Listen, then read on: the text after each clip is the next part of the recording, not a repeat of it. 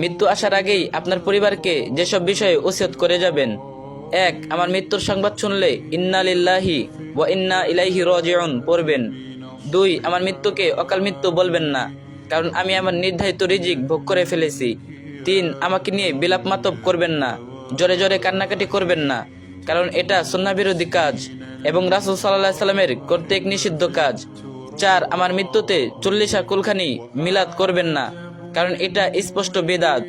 5. যারা আমার মৃত্যুর সংবাদ শুনবেন তারা অবশ্যই আমার জানাজায় অংশগ্রহণ করার চেষ্টা করবেন।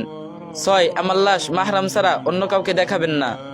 7. আমার লাশকে সুন্দরভাবে বিশ্বস্ত মানুষ দ্বারা গোসল করানোর ব্যবস্থা করবেন। 8. লাশ দাফনে ইসলামিক রীতিনীতি অবলম্বন করবেন, সমাজের নয়।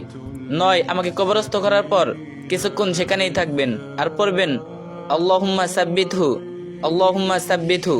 আমার কবরের আযাব লাঘবের জন্য এবং মুনকার নাকিরের প্রশ্নের উত্তর যেন দিতে পারি সেই দোয়া করবেন, আল্লাহুম্মা সাব্বিতহু আলাল ঈমান। 10. আমার হয়ে দান সদকা করবেন। আমার সদকা জারিয়া চালু থাকলে সেটার খবর নেবেন, সেগুলোকে সমুন্নত করার চেষ্টা করবেন। 11. আমার মৃত্যু থেকে এই শিক্ষা নিয়ে ফিরে যাবেন, আপনারও সময় অতি নিকটে।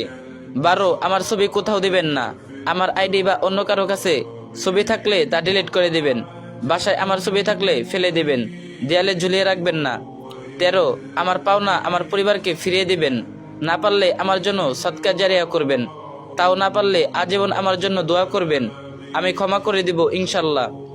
14. আপনি আমার কাছে কিছু পেয়ে থাকলে আমার জীবিত অবস্থায় আমার কাছে চেয়ে নেবেন, আর যদি মরে যাই পরিবারের কাছে চাইবেন।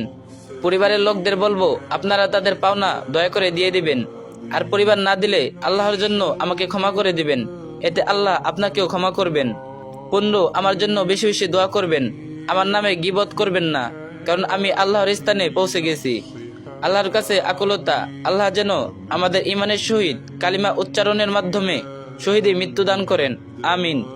এই ভিডিওটি আরেকজনের সাথে শেয়ার করে মৃত্যুর কথা স্মরণ করিয়ে দেন, আর যে যত পারেন কপি লিংক করে দিয়েন।